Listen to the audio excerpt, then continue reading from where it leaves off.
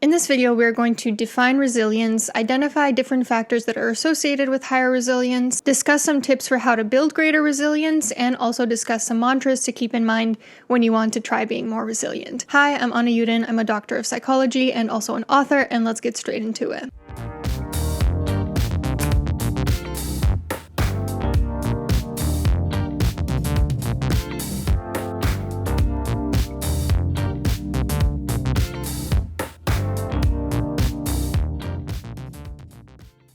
So the APA's definition of resilience is as follows. Resilience is the process and outcome of successfully adapting to difficult or challenging life experiences, especially through mental, emotional, and behavioral flexibility and adjustment to external and internal demands. When we talk about resilience, a really important component is to gain clarity on what exactly it's resilience against. What exactly do we mean by difficult or challenging life experiences? Well, I think difficult or challenging life experiences can include a number of things. It can include stress, which there are a lot of different definitions for stress out there. The way that I generally define it is any painful experience. Stress can include the pain of working out at the gym, no pain, no gain type of thing. It can also be the stress of day-to-day responsibilities at work. It can be the stress of dealing with an aging parent. There are some more harmful forms of stress and some healthier forms of stress, but I think ultimately what it comes down to is an emotionally painful experience, or physically too. Now, you can also be resilient against trauma, and this is another word that's really important to define. There's something called trauma with a big T and trauma with a little t.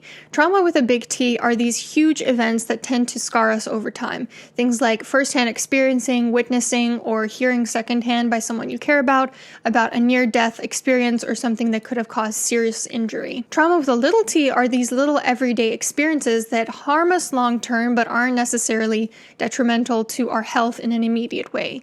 Like, for instance, we know that chronic invalidation growing up is a huge risk factor for developing borderline personality disorder. It wouldn't be considered trauma with a big T in that you're not exposed to something that could cause you serious imminent harm, but it does over time build up to cause serious long-term damage. So that is overall how I would define trauma. Something very painful that harms you long term. Now, trauma should be differentiated also from a trauma reaction. Not everyone who experiences a trauma is going to go on to develop a trauma reaction. Trauma reactions are a set of symptoms that can be roughly categorized into re-experiencing, avoidance, negative thoughts and feelings, hyperarousal, identity issues, emotion dysregulation, and interpersonal disturbances. So like I said, there are going to be some people that experience trauma with a big T or trauma with a little t and don't seem to have these trauma symptoms later on. And then there are, of course, people that experience trauma of big or small proportions that do go on to form a trauma reaction. So the big question in resilience research is, can you be resilient if you actually went on to develop a trauma reaction following a trauma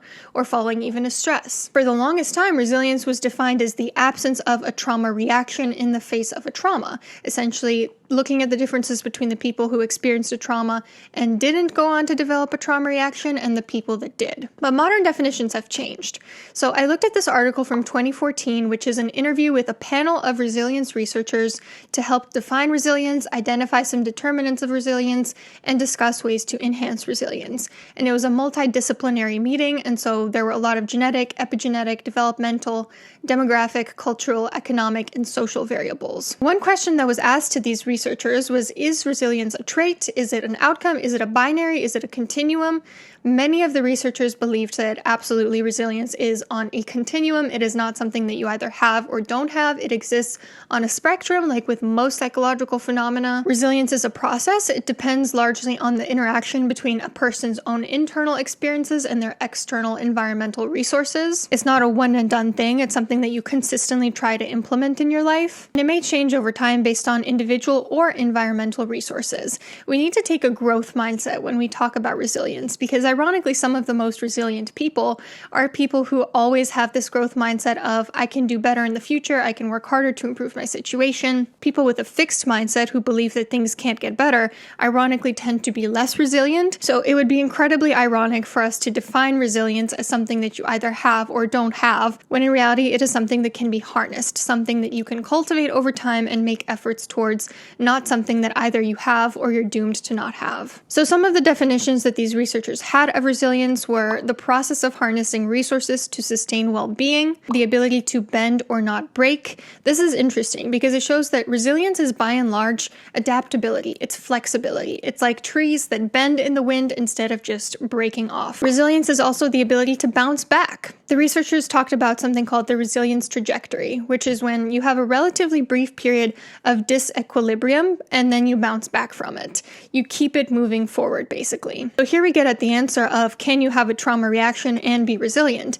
Yes, you can, because it's okay to have certain symptoms following a trauma or following a stressful experience and to then bounce back from it. Having symptoms, having a trauma reaction doesn't mean that you're necessarily not a resilient person. It's what you do after that that matters. Some factors that are associated with greater resilience include biological underpinnings. There do seem to be some biological genetic factors at play. Maternal care and protection promotes resilience during infancy, when you're really teeny weeny tiny, and then when you are a little bit older, it can actually interfere with building resilience because mothers who are very overprotective and don't allow their children to make mistakes and to experience the world on their own may interfere with the natural process of individuation during adolescence and early adulthood. Relationships and modeling also play a really important role in emotion regulation, and a big part of resilience is learning how to regulate your emotions. So the way that we learn to self-soothe and regulate our own emotions is actually through someone else soothing us. When we're really small, that is the way that we learn to soothe ourselves. Someone else, usually the mother figure or the primary caretaker, soothes the baby, and the baby introjects that soothing and learns to do it to themselves. I talk about this in the connection course, in the lesson on attachment theory. So if you're in the connection course, check out that specific lesson. But even beyond infancy, it's important to be surrounded with people who can regulate their own emotions, because we tend to just replicate what we see in the people around us. And so if you're surrounded by people that for some reason cannot regulate their own emotions, it stands to reason that you yourself are going to be not so great at regulating your own emotions and therefore not as resilient. The article also talked about how what makes some families more resilient than others is their ability to hang on to a sense of hope and to make meaning of their own suffering, to articulate a coherent narrative to link the future to the past and present. In the book Man's Search for Meaning by Viktor Frankl, who is a Holocaust survivor, he talked all about meaning making and the importance of persevering during times of extreme turmoil by finding some semblance of meaning even in the pain. Let me give you an example. A few weeks ago, I got a massage as a birthday present from someone, and it turned out to be a gua sha massage, which I've only ever seen gua sha for the face. I've never seen it on the body. It turns out it's very intense on the body. I had bruises all over. It was a lot more than what I expected. Now, while this woman was digging into my body with a piece of crystal and it was painful, there was meaning in it because I thought, I know this is good for my well-being. I'm here of my own volition. I'm here for a purpose. I know what I'm trying to get out of it. And so the pain wasn't as distressing versus if someone were just scratching you with a crystal for no reason and you had no idea about the benefits, it wouldn't be meaningful to you and therefore would probably be a lot more painful and distressing. And we're going to talk in a moment a little bit more about how to make meaning of painful experiences in your life. You have to be able to link the present pain that you're experiencing with something in the future that can turn out better for you and something from the past that maybe you can learn from. The researchers talked about how there's no single demographic, personality, or biological factor that has been shown to impact resilience by more than just a small degree. So in essence, we don't know exactly what makes some people more resilient than others aside from the factors I just mentioned. So in summary, some of the factors that have been associated with greater resilience include a healthy attachment relationship, good caregiving, emotion regulation skills in the people around you, self-awareness, the ability to visualize the future, and an internal system that allows you to constantly want to learn and grow and adapt to your environment. Now, here are some of my favorite ways to actually improve resilience. So here I'm going to talk about 4 tips and 5 mantras. Tip number 1. Keep doing more of what scares you and pushes you outside of your comfort zone. I've spoken a little bit about how I tend to be a person that is geared more towards fear. That's kind of my emotional makeup, is I tend to be afraid of things. And so something that I have to make a very conscious effort of constantly is to push myself outside my comfort zone and to challenge that instinct to avoid things that I'm afraid of. For instance, when it's been a year since I've gone skiing, I get a little bit nervous the first time I go on a ski lift, the first time I go down a slope, the first time I put on the ski equipment. Those little worries come up in the back of my head. What if you fall? What if somebody falls into you? What if the ski lift breaks? A lot of huge fears come up in my head, but I do it anyway. And after the first couple of runs, I'm much more comfortable on the slopes. After the first couple of goes on the ski lift, I'm a lot less scared of the ski lift. If you can get yourself acclimated to the things that you're afraid of doing and continue doing them despite the fear, it's going to make you a much more resilient person. One of my friends actually mentioned to me recently, she was telling me about how she would like to make a YouTube channel, and she said, it's cool that I do these videos even though they scare the shit out of me. To be honest, I don't think this is ever something I've discussed on this channel, but every time I post a video, my heart drops. Of course, I feel scared about whether I said the right thing, whether all my facts were right, if people are going to find it helpful. I have all those worries. I am scared of those things, and I do it anyway, week after week after week. Tip number 2 to increase your resilience is to increase your physical pain tolerance. The reason for this is that physical pain is always emotional pain too. The way that we perceive physical pain is because our nerves send a message to our brain, and our brain perceives that as pain. It's mental, it's emotional, it's not really physical. It's a bodily response meant to protect us from danger, meant to alert us, hey, step away from this thing because it's hurting you. But most of the things that hurt us in big quantities help us in small quantities. That's the same way that vaccines work. If you inject yourself with pure COVID, obviously that's going to make you very sick.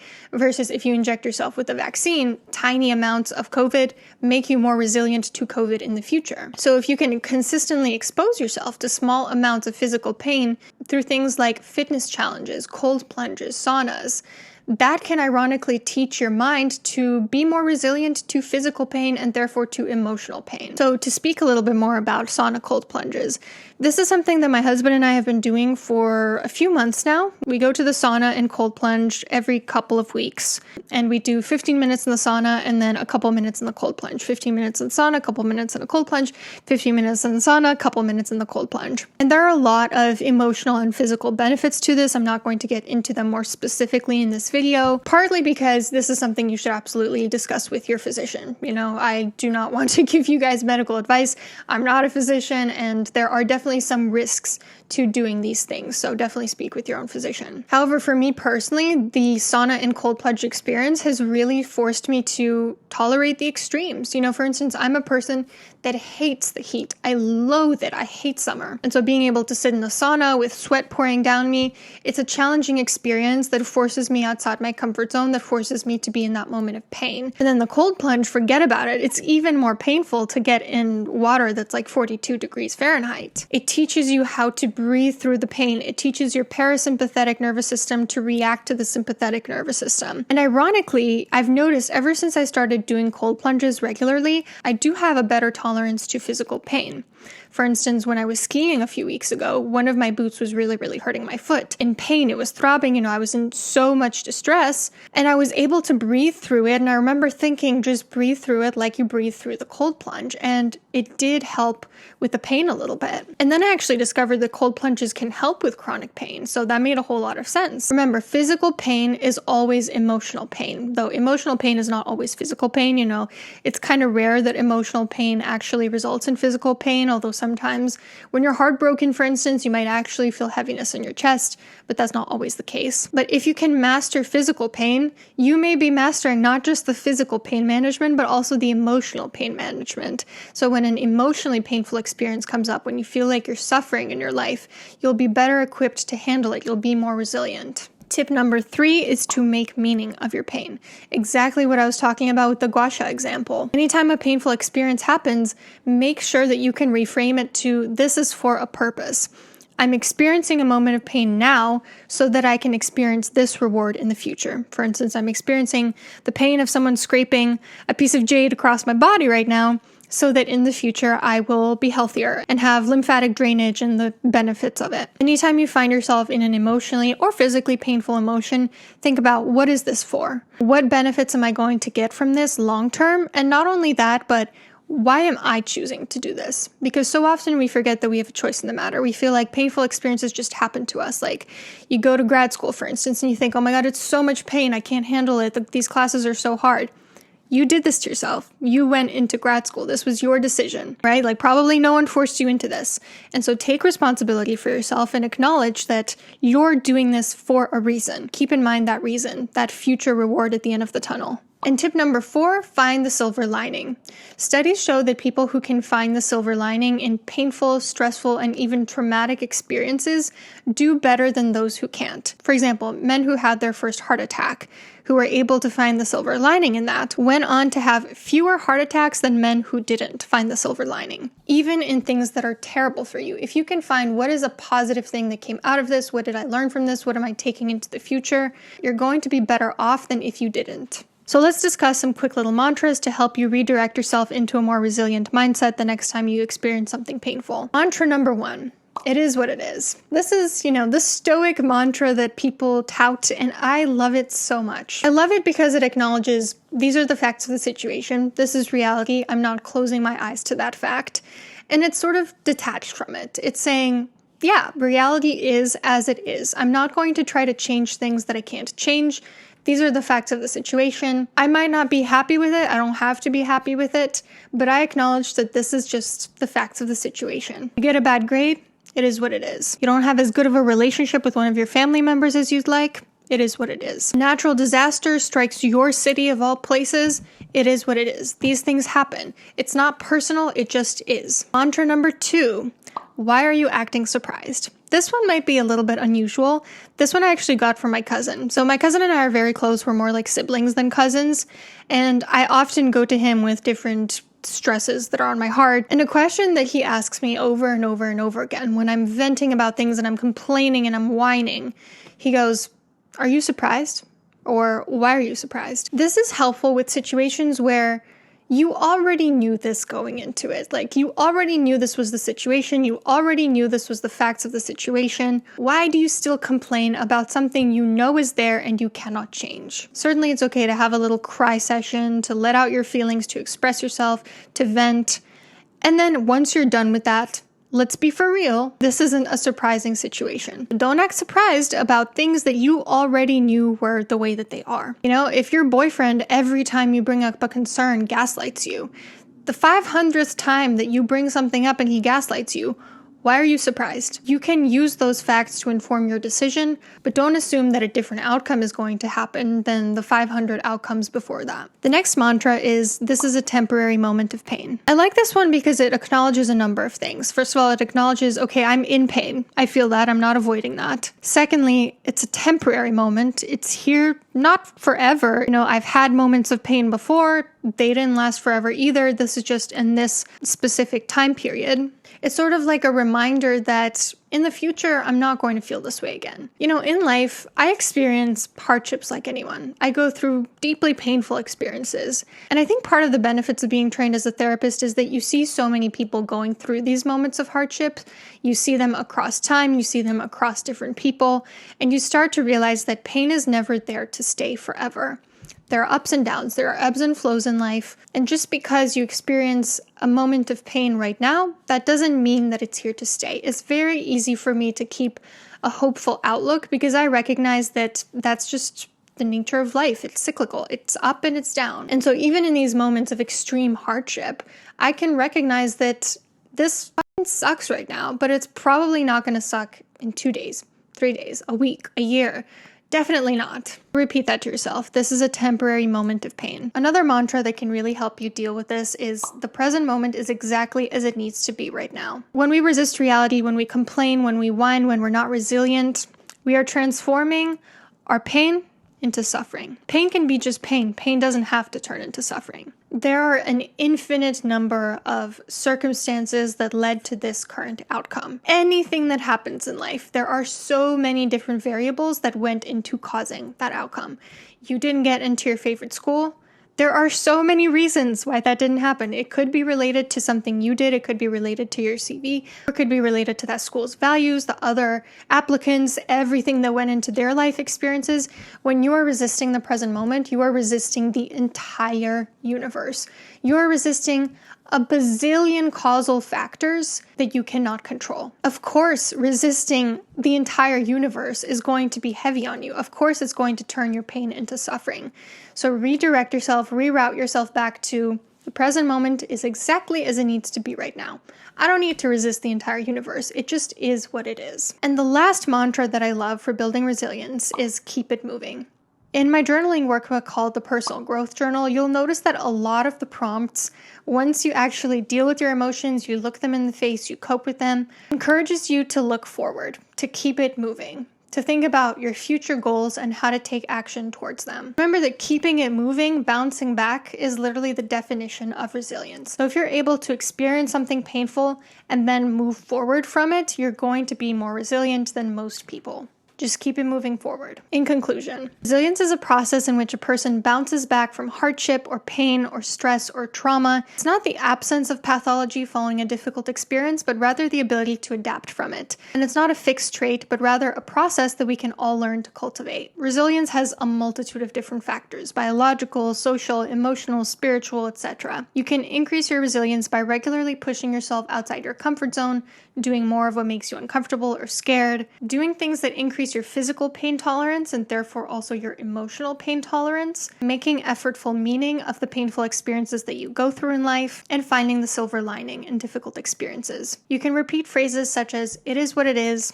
"Why are you acting surprised?" "This is a temporary moment of pain," "Present moment is exactly as it needs to be right now," and keep it moving. I hope this was helpful. Let me know what you thought in the comments, and I'll see you soon.